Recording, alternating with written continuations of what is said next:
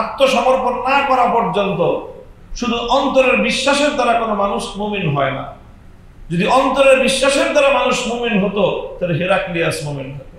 তার পুরা হাউস মারাত্মকভাবে প্রতিক্রিয়া ব্যক্ত করলো। ফাহাসু হাইসাতাল হুমুরিল ওয়াহশি, হাদিসের ভাষা হলো যেমন জঙ্গলের গাধা যেরকম চিৎকার করতে শুরু করে, এই পুরা হাউস এইরকম চিৎকার চেঁচামেচি শুরু করলো। বলল যে তুমি ধ্বংস হয়ে গেছো। পৃথিবীর বিভিন্ন বড় বড় বাদশাদের নামে, বড় বড় শাসকদের নামে দাওয়াত পত্র পাঠালেন ইসলামের দাওয়াত দিয়ে। সেই দাওয়াত রাসূল সাল্লাল্লাহু আলাইহি ওয়াসাল্লামের পক্ষ থেকে তৎকালীন সময়ের যে দুই বড় সুপার পাওয়ার ছিল, রোম এবং পারস্য, তাদের দুজনের কাছে পৌঁছে। দুজনের আচরণ দুই রকম ছিল। রোমান সম্রাট আল্লাহর নবীর সেই পত্র পাওয়ার সাথে তার সাথে খুবই সম্মানের আচরণ করেছে, মর্যাদাপূর্ণ আচরণ করেছে। পক্ষান্তরে পারস্য সম্রাট সেই চিঠির সাথে খুবই বেয়াদবিমূলক, অপমানজনক আচরণ করেছে। আল্লাহর নবীর চিঠি পাওয়ার সাথে সাথে ছিঁড়ে ফেলেছে এবং নবীজির শানে অনেক বেয়াদবি করেছে। তো রাসূল সাল্লাল্লাহু আলাইহি ওয়াসাল্লাম তার জন্য বদদুয়া করেছেন এবং ভবিষ্যৎবাণী করেছেন, সে যেমন আমার পত্র টুকরো টুকরো করে ফেলেছে, আল্লাহ পাক রব্বুল আলামিন তার রাজত্বকে অল্প কিছুদিনের মধ্যেই টুকরো টুকরো করে ফেলবেন। এবং সেটা অল্প কিছুদিনের মধ্যেই বাস্তবায়িত হয়ে গেছে। অন্যদিকে রোমান সম্রাট রাসূল সাল্লাল্লাহু আলাইহি ওয়াসাল্লামের চিঠি প্রাপ্তির পরে সে সেই চিঠিকে অনেক সম্মান দিয়েছে, মর্যাদা দিয়েছে, চিঠির মধ্যে চুমু খেয়েছে, কপালে লাগিয়েছে, অনেক সম্মানজনক আচরণ করেছে।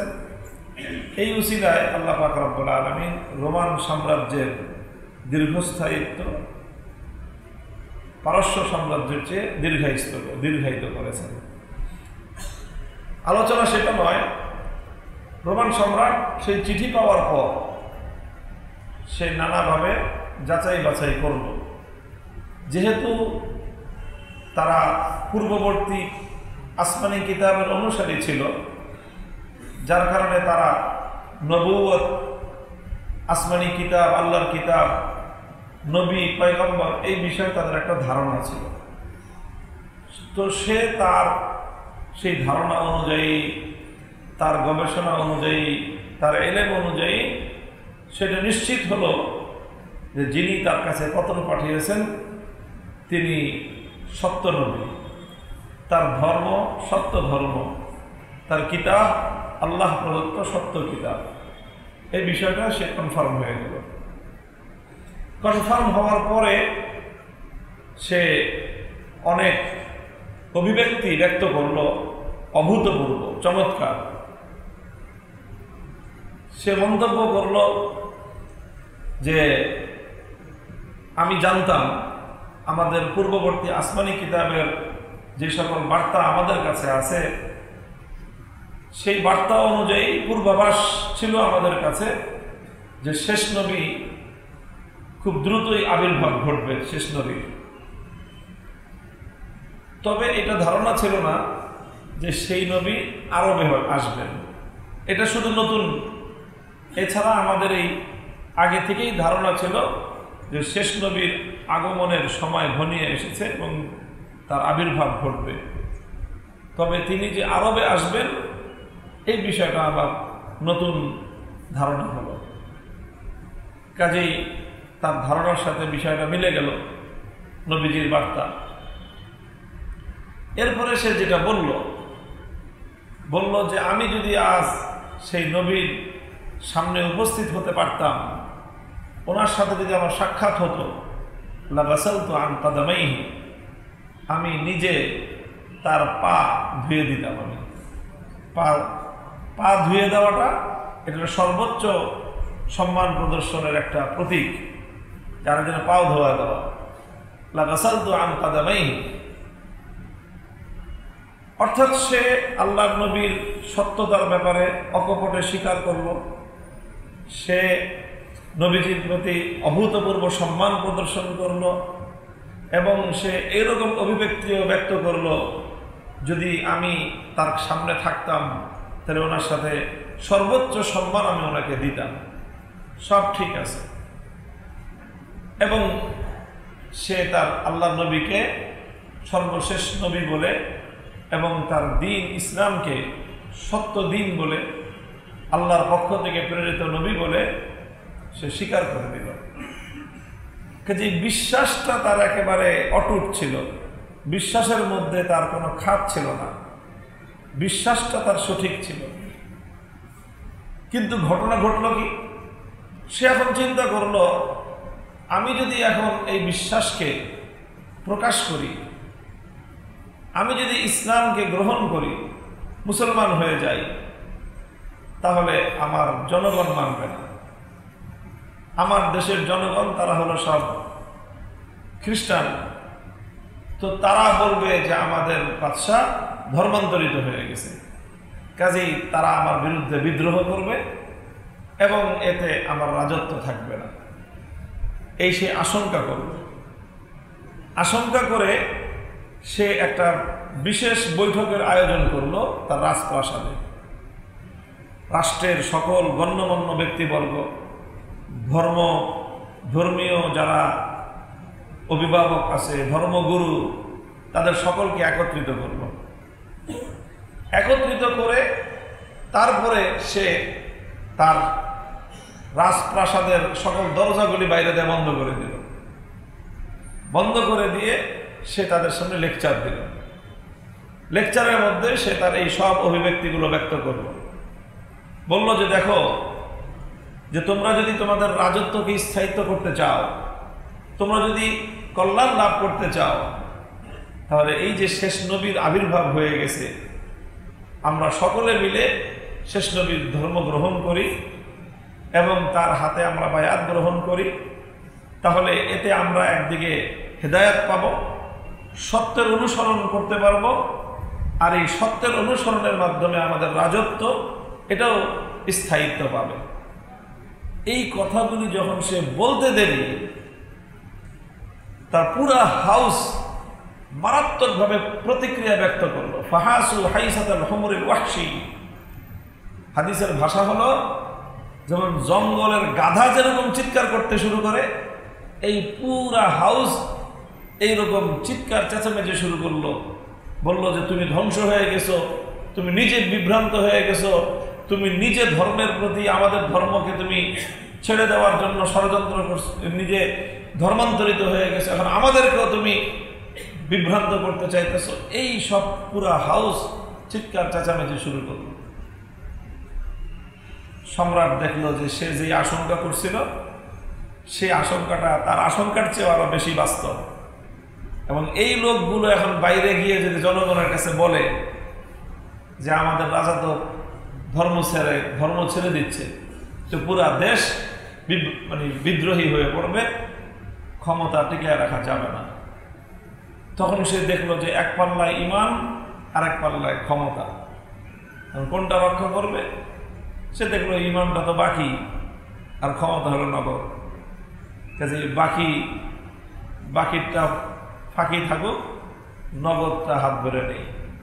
তখন সে দরজা তো সব আগেই বন্ধ করা, কেউ যেন বের হইতে না পারে। তখন সে তার বক্তব্যের মোড় ঘুরাই দিল। সে বলল যে আরে ভাই, আমি তোমাদেরকে পরীক্ষা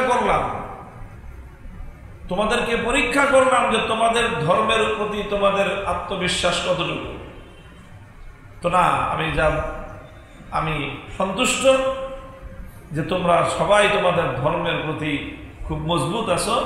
আমি পরীক্ষামূলক এই কথাটা বলে দেখলাম যে তোমরা কি প্রতিক্রিয়া দেখাও। তো আমি তোমাদের এই প্রতিক্রিয়ায় খুবই খুশি যে না, আমরা সবাই আমাদের ধর্মের উপর খুব মজবুত আছি, খুব দৃঢ় আছি, আর আমি এই ধর্ম ছেড়ে দেওয়ার তো প্রশ্নই আসে না। এই জাতীয় তার কথা সে পাল্টায় ফেলবে। উপস্থিত সব লোকজন আবার তাকে কুর্নিশ করলো যে না, আমরা আপনাকে ভুল বুঝছিলাম, আপনি যে আমাদেরকে পরীক্ষা করতেছেন এটা আমরা বুঝি নাই। যাই হোক, শেষ কথা হলো এই তখন সে এই ঘোষণাই দিল যে না, আমি আমাদের পূর্বের ধর্মের উপরে বহাল থাকলাম। এখানে দেখেন, আসলে কিন্তু তার যে প্রথম কথাটা ছিল সেটাই ছিল তার মনের কথা, সেটাই ছিল তার বিশ্বাসের কথা, সেটাই ছিল তার ইয়াকিনের কথা। তার বিশ্বাসটাকে কিন্তু সঠিক ছিল, তার বিশ্বাসটা খাঁটি ছিল, তার বিশ্বাসের মধ্যে কোনো ত্রুটি ছিল না। কিন্তু হেরাকেল সে মুসলমান নয়, সে কাফের, সে বেঈমান। কেন? কারণ তার সমস্যা হয়েছে আত্মসমর্পণের জায়গায় এসে। সে যে ইসলামটাকে মেনে নিবে, নিজের জন্য ধর্ম হিসেবে ইসলামকে সে প্রেফার করবে, ইসলামকে সে চয়েস করে নিবে, এই জায়গাটাতে এসে সে ক্ষমতার মোহে, ক্ষমতার সাথে তুলনা করতে গিয়ে, ক্ষমতার সাথে কন্ট্রাডিক্টেড হওয়ার কারণে সে আর ইসলামকে ক্ষমতার উপর প্রাধান্য দিতে পারে না। আচ্ছা দেখেন, এখানে তার জন্য দুইটা রাস্তা খোলা ছিল। কয়টা রাস্তা? ঈমানের পথে, ইসলামের পথে তার জন্য দুইটা রাস্তা খোলা ছিল। আর একটা রাস্তা ছিল কুফরির পথে। তো সে গ্রহণ করছে কোনটা? কুফরির পথ। ইসলামকে সে নিজের জন্য সে চয়েস করে নাই। ক্ষমতার দ্বন্দ্বে এসে, ক্ষমতার মুখোমুখি দাঁড়িয়ে সে ইসলামকে প্রেফার না করে সে ক্ষমতাকেই প্রাধান্য দিয়েছে। তার সামনে অল্টারনেটিভ রাস্তা কয়টা ছিল? দুইটা ছিল রাস্তা। একটা রাস্তা হলো সে কৌশলী রাস্তা অবলম্বন করতে পারত। কি কৌশলী? সে দেখলো যখন তার জনগণ মানতেছে না, তার সভাসদরা মানতেছে না, তখন সে বিষয়টা তাদের কাছ থেকে হাইড করে যেতে পারত, সে তাদের কাছ থেকে গোপন করে যেতে পারত। সে যে কোনোভাবে তাদেরকে একটা বুঝবাজ দিয়ে সে মনে মনে নিজে নিজে সে ইসলামকে গ্রহণ করে নিতে পারত। যে আমি ইসলামকে গ্রহণ করে নিলাম, আমি ইসলামকে প্রাধান্য দিলাম, তবে আমি ইসলামটাকে প্রকাশ করতে গেলে সমস্যা হবে, এই জন্য আপাতত আমি ইসলামটাকে প্রকাশ করব না। এটা ছিল তার একটা রাস্তা। আরেকটা রাস্তা ছিল তার জন্য যে সে প্রকাশ্যেই বলতে পারত যে তোমরা, আমার ক্ষমতা থাকুক না থাকুক, আমার জীবন থাকুক না থাকুক, আমি সত্যকে পেয়েছি, সত্যকে আমি গ্রহণ করে নিলাম, আমি কালেমা পড়লাম, লা ইলাহা ইল্লাল্লাহু মুহাম্মাদুর রাসূলুল্লাহ, আশহাদু আল্লা ইলাহা ইল্লাল্লাহু ওয়াহদাহু লা শারীকা লাহু ওয়া আশহাদু আন্না মুহাম্মাদান আবদুহু ওয়া রাসূলুহু। সে প্রকাশ্যে এই ঘোষণা দিতে পারত। এই দুইটা বিকল্প তার সামনে ছিল। যদি সে প্রকাশ্যে ঘোষণা দিত, ক্ষমতা হারাইতে হইত, এমনকি জীবনও যেতে পারত, তাকে তারা মেরে ফেলতে পারত। যদি সে সেটা করত, সেটা হতো তার জন্য সর্বোত্তম, সেটা হতো তার জন্য সর্বোত্তম।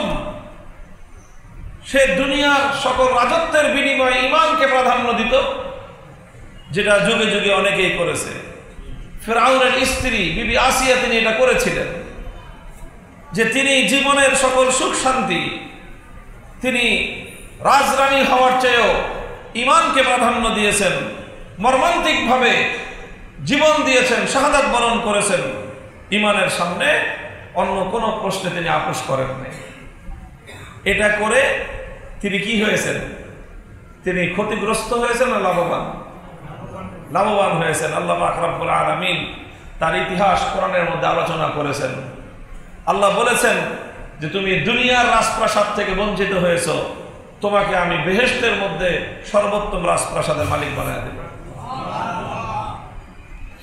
দ্বিতীয় আরেকটা পথও কিন্তু খোলা ছিল। কার জন্য? হেরাক্লিয়াসের জন্য। সেটা কি? সে প্রকাশ্যে ঘোষণা না দিলেও সে তার ঈমানের বিষয়টাকে হাইড করে যেতে পারত, যেটা করেছিল হাবাসার বাদশাহ আসহামা রাদিয়াল্লাহু আনহু। হাবাসা ইথিওপিয়ার বাদশাহ, সে কিন্তু আল্লাহর নবীর উপর বেশ আগেই মদিনায় হিজরতের আগেই মক্কা থেকে সাহাবায়ে কেরামের একদল তারা মক্কায় নির্যাতনের শিকার হয়ে সমুদ্র পাড়ি দিয়ে ইথিওপিয়া হাবাসায় চলে গিয়েছিলেন। তখন মক্কার কুরাইশের লোকজন তারা একটা প্রতিনিধি দল পাঠিয়েছিল যে সেই সকল সাহাবীদেরকে ধরে নিয়ে আসার জন্য। ওখানে গিয়ে তারা বাদশার কাছে বিচার দিছে যে আমাদের দেশ থেকে কিছু লোক পালায়ে চলে আসছে তোমার দেশে, এরা অপরাধী, আমরা তোমার কাছে নালিশ নিয়ে আসছি, তুমি অপরাধীদেরকে আমার হস্তান্তর করে দাও। বাদশাহ আসহামা বলল ঠিক আছে, ডাকো তাদেরকে দেখি। ডেকে তাদেরকে জিজ্ঞাসা করলো যে তোমাদের বিরুদ্ধে অভিযোগ আসছে, তোমরা নাকি তোমাদের দেশ থেকে আমার দেশে পালায়ে চলে আসছো, অপরাধ করে আসছো, তোমাদেরকে পাকড়াও করার জন্য ওই দেশ থেকে মক্কা থেকে লোক আসছে, তোমরা কি বলো? তখন আল্লাহর নবীর সাহাবীরা বললেন যে দেখেন, আসল ঘটনা হলো এই যে আমাদের কাছে একজন নবী আসছেন, তিনি একত্ববাদের দাওয়াত দেন, আমরা এক আল্লাহর উপর, এক খোদার উপর ঈমান এনেছি, আমরা মূর্তি পূজা ত্যাগ করে দিয়েছি, এই হলো আমাদের অপরাধ, এদের সাথে আমাদের আর কোনো বিরোধ নাই, আমরা এদের জায়গা জমি দখল করি নাই, এদেরকে মারি নাই, আমরা কোনো অপরাধ, চুরি ডাকাতি, কোনো অন্যায় করি নাই, শুধু এই অপরাধ যে আমরা সেই শিরক ত্যাগ করে তাওহীদ এবং একত্ববাদের ধর্ম গ্রহণ করেছি, এটাই আমাদের অপরাধ। তো বাদশা দেখলেন যে দুই রকম বক্তব্য। তখন তিনি তাদেরকে বলেন, আচ্ছা বলো তো তোমাদের নবী কি শিখায় তোমাদেরকে? তোমরা যে বলতেছো তোমাদের নবী সত্য নবী, আল্লাহর পক্ষ থেকে প্রেরিত, তিনি রাসূল, তিনি তোমাদেরকে কি শেখান? তখন সাহাবায়ে কেরাম আল্লাহর নবীর মৌলিক শিক্ষাগুলো তার সাথে উপস্থাপন করলেন যে তিনি আমাদেরকে আত্মীয়তার বন্ধন রক্ষা করতে বলেন, তিনি আমাদেরকে অসহায় মানুষকে সাহায্য করতে, তিনি আমাদেরকে শিক্ষা দেন বিপদগ্রস্ত মানুষকে উদ্ধার করতে। সমস্ত নবীজির ইসলামের মৌলিক শিক্ষাগুলো উপস্থাপন করার পরে তখন শাহে নাজাশী বাদশাহ যিনি ছিলেন, তার নাম ছিল আসহামা, তার উপাধি ছিল নাজাশী, তিনি এই কথা এতটাই প্রভাবিত হলেন, সেটা তো সত্য কথা, চিরকল্যাণকর কথা, এর চেয়ে উত্তম আদর্শ তো পৃথিবীতে হতে পারে না। তখন তিনি তাদেরকে ফেরত দিয়ে দিলেন, তাদেরকে বলে দিলেন, তাদের প্রত্যাখ্যান করে দেন তাদের আবেদন যে না, এই লোকগুলো ভালো মানুষ, এদের বিরুদ্ধে তোমাদের কোনো অভিযোগ প্রমাণিত হয় না, কাজে আমার দেশে যারা বাইরে থেকে এসে জীবন রক্ষার্থে আশ্রয় নিয়েছে তারা আমার মেহমান, আমি আমার মেহমানকে কোনো অন্যায় অভিযোগের ভিত্তিতে, মিথ্যা অভিযোগের ভিত্তিতে আমি তোমাদের কাছে হস্তান্তর করতে পারি না, কাজে তোমরা চলে যাও, এরা আমার দেশে থাকবে। এই তিনি সাহাবায়ে কেরামকে শুধু আশ্রয় দিলেন না, মর্যাদা দিলেন, সম্মান দিলেন এবং তাদেরকে কাছে ডাকলেন। কাছে ডেকে তিনি ইসলাম সম্পর্কে সব জানলেন যে ইসলামটা জিনিসটা কি, এই ইসলামকে গ্রহণ করলে কি লাভ, গ্রহণ না করলে কি ক্ষতি। যখন লাভ ক্ষতিটা তার সামনে আসলো তখন তিনি হিসাব করলেন যে এই ঈমান যদি আমি গ্রহণ না করে মরে যাই তো আমার চিরস্থায়ী জাহান্নামে যেতে হবে, এটা তো যাওয়া যাবে না। কাজেই তিনি রাজত্ব ছেড়ে আল্লাহর নবীর কাছে আসতে পারেন নাই। ওই সময় আল্লাহর নবীর কাছে আসলে তার রাজত্ব হাতছাড়া হয়ে যায়, হয়তো তার এলাকাতেও তার দেশেও বিদ্রোহ দেখা দিতে পারে, অনেক কিছু হতে পারে।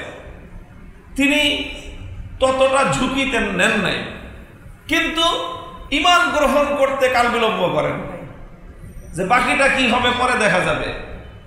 এখন আমার সামনে সত্য প্রকাশিত হয়েছে, সত্য প্রমাণিত হয়েছে, আমার বিশ্বাস হয়ে গেছে যে ইনি সত্য নবী, তার ধর্ম সত্য ধর্ম, কাজেই তিনি সঙ্গে সঙ্গে তিনি কালেমা পড়ে ঈমান কবুল করেছেন এবং সাহাবীদেরকে যতটুকু সম্ভব তিনি তার দেশে আশ্রয় দিয়েছেন, সম্মান দিয়েছেন, সমস্ত থাকা খাওয়ার ব্যবস্থা করে দিয়েছেন, সব কিছু করেছেন। আর সুযোগের অপেক্ষায় ছিলেন যে কখনো যদি ভালো পরিবেশ তৈরি হয় তিনি আল্লাহর নবীর সাথে দেখা করবেন। কিন্তু দেখা করার মতো পরিবেশ আর সেই সুযোগ তার জীবনে আসে নাই। তিনি আল্লাহর নবীর কাছে কিছু উপঢৌকন, হাদিয়া, তোহফা পাঠিয়েছেন। নবীর সাথে একটা যোগাযোগ তিনি রাখতেন মাধ্যমে, অন্য মাধ্যমে, সরাসরি তো আর সেই সময় কোনো উপায় ছিল না। এই অবস্থাতেই তার ইন্তেকাল হয়ে যায়। তার যখন ইন্তেকাল হয় তার দেশের মানুষ কিন্তু জানে না তার ভিতরে বিপ্লব হয়ে গেছে, তিনি ঈমান গ্রহণ করে নিয়েছেন। তিনি কালেমা পড়ে মুসলমান হয়ে গেছেন, তার দেশের মানুষ জানে না। কাজী তার দেশের মানুষ তো তাদের রাজাকে তাদের মতোই জানে যে সে আমাদের মতোই, আমাদের ধর্মেই আছে। কাজেই তার মৃত্যুর পরে তার দেশের লোকজন তাদের রীতিনীতি অনুযায়ী তারা তাদের মৃত বাদশার যেই সৎকার কর্ম করতে হয় বা তার যে অন্তিম অন্ত্যেষ্টিক্রিয়া যা যা করতে হয় সেগুলো তারা তাদের মতো করেই করতেছে, অথচ তিনি একজন কি মুসলমান। এখন মুসলমান মারা গেলে তো জানাজা পড়া ফরজ। এখন ওই দেশে জানাজা পড়বে কে? আল্লাহ রাসূল সাল্লাল্লাহু আলাইহি ওয়াসাল্লামকে আল্লাহ পাক ওহীর মাধ্যমে জানাইছেন যে আমার একজন ইমানদার বান্দা, আপনার এক উম্মত এমন এক দেশে মারা গেছে যেই দেশে জানাজা পড়ার কেউ নেই, এবং সে ইসলামের দুর্দিনের পরম বন্ধু ছিল। যখন মুসলমানদেরকে পৃথিবীতে আশ্রয় দেওয়ার মতো কেউ ছিল না, সেই সময় আপনার কিছু সহচর সাহাবীরা তার দেশে যাওয়ার পর সে তাদের সঙ্গে সর্বোত্তম ব্যবহার করেছে, তাদেরকে সে আশ্রয় দিয়েছে। মক্কার দুরাচাররা তাদের বিরুদ্ধে অভিযোগ নিয়ে গেলে তিনি সেই অভিযোগকে নাকচ করে দিয়ে তাদের আবেদনকে প্রত্যাখ্যান করেছেন, এবং তিনি মুসলমানদেরকে সর্বোচ্চ সম্মান এবং সর্বোচ্চ ভালোবাসা সহায় দিয়েছেন। কাজেই এই লোকের তো আজকে ইন্তেকাল হয়ে গেছে। আল্লাহর কাছে সে প্রিয়, নবীর কাছেও সে প্রিয়, নবীজির সাথে তার ইন্টারনাল যোগাযোগ ছিল। আল্লাহ পাক নবীজিকে জিজ্ঞাসা করলেন, অথবা নবীজি আল্লাহর কাছে বললেন যে আল্লাহ, এরকম একজন নেক বান্দা মারা গেল, তার জানাজা হবে না, এটা কেমন কথা? একটা জানাজা পড়ার ব্যবস্থা করা যায় না? আল্লাহ বললেন যে আপনি যদি চান আমি ব্যবস্থা করে দিতে পারি। রাসূল সাল্লাল্লাহু আলাইহি ওয়াসাল্লাম আল্লাহর কাছে অভিব্যক্তি ব্যক্ত করলেন যে আল্লাহ, আমি আমার এই উম্মতের আপনার এই নেক বান্দার জানাজা পড়তে চাই। তখন আল্লাহ পাক রব্বুল আলামিন কুদরতের মাধ্যমে আল্লাহ তার মহা শক্তি প্রয়োগ করে হাবাসা থেকে মক্কা সমস্ত মাঝখানের দূরত্বকে ঘুচায় দিয়ে আল্লাহ পাক আসহামার লাশ নবী করিম সাল্লাল্লাহু আলাইহি ওয়াসাল্লামের চোখের সামনে দৃশ্যমান করে দিলেন। নবীজি সেই লাশ সামনে দেখতে পেলেন। আচ্ছা বলেন, এটা কি আল্লাহর পক্ষে সম্ভব না অসম্ভব? পৃথিবীতে এমন কিছু আছে যে আল্লাহ পাক রব্বুল আলামিন চাইলে সম্ভব না? সবই সম্ভব। আল্লাহ পাক রব্বুল আলামিন এই বিশেষ ব্যবস্থাপনা করলেন এই বান্দার জন্য। এই বান্দার জন্য আল্লাহ পাক তাকে একটা অভূতপূর্ব সম্মান দিলেন পৃথিবীতে। কবরে যাওয়ার পরে আখিরাতে যা দিবেন তো দিবেনই, এই পৃথিবীতে আল্লাহ পাক তার প্রতি একটা সম্মান মর্যাদা দিলেন। সেটা হলো কি, যে রফআয়ে হিজাব যেটাকে বলা হয়, মধ্যবর্তী সকল অন্তরায়গুলোকে দূরীভূত করে দিয়ে, সকল পাহাড় পর্বত যা কিছু সব হাইট করে দিয়ে আল্লাহর নবী এবং বাদশাহ নাজাশী এর মধ্যবর্তী সকল অন্তরায়গুলোকে আল্লাহ দূরীভূত করে নবীজির চোখের সামনে আল্লাহ পাক তার লাশ ভাসায় তুললেন। নবীজি মক্কা থেকে সাহাবায়ে কেরামকে নিয়ে বললেন যে এক নেক বান্দা মারা গেছেন হাবাসায়, তার জানাজা পড়বো আমরা, তোমরা যারা যারা পড়তে চাও আমার পিছনে সারিবদ্ধ হয়ে দাঁড়াও। আল্লাহর নবীজি তখন এই জীবনে প্রথমবারের মতো এমন একজন ব্যক্তির জানাজা পড়লেন যার লাশ উপস্থিত নাই, দূরবর্তী জায়গা থেকে জানাজা পড়লেন। এটাকে অনেকে গায়েবানা জানাজা বলে, আমরা এটাকে গায়েবানা জানাজা বলি না। আমরা ফিকহে হানাফি যারা অনুসরণ করি, হানাফি ফিকহ, আমরা এটাকে কি বলি না? কি বলি না? গায়েবানা জানাজা বলি না। এটা গায়েবানা জানাজা ছিল না। কেন? কারণ এটা তো গায়েবানা ছিল না। এটা তো আল্লাহ পাক বিশেষ ব্যবস্থার মাধ্যমে নবীজির সামনে তার লাশকে আল্লাহ পাক কি করেছেন? পরিষ্কার করে দিয়েছেন এবং নবীজির চোখে দেখেছেন। আল্লাহ পাক রব্বুল আলামিন তার নবীর এরকম মুজিজা হিসেবে এমন কিছু কিছু ঘটনা আল্লাহ পাক তার জীবনে ঘটিয়েছেন। আল্লাহ নবী মক্কায় বসে বাইতুল মুকাদ্দাস দেখেন নাই? বাইতুল মুকাদ্দাসের দরজা কয়টা, জানালা কয়টা গনে গনে বলেন নাই? কিভাবে বললেন? 1000 মাইল দূরত্বের পথ।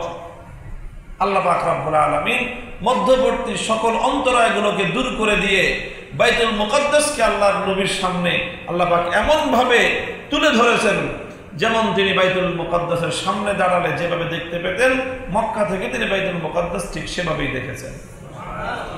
একইভাবে নাজাশী বাদশার লাশ এবং তার জানাজা আল্লাহর নবী ঠিক সেভাবেই দেখেছেন।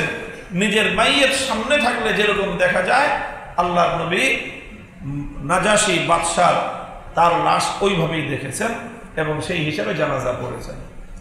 যাই হোক, সেটাকে ভিন্ন আলোচনা। আমার মূল কথা ছিল এই যে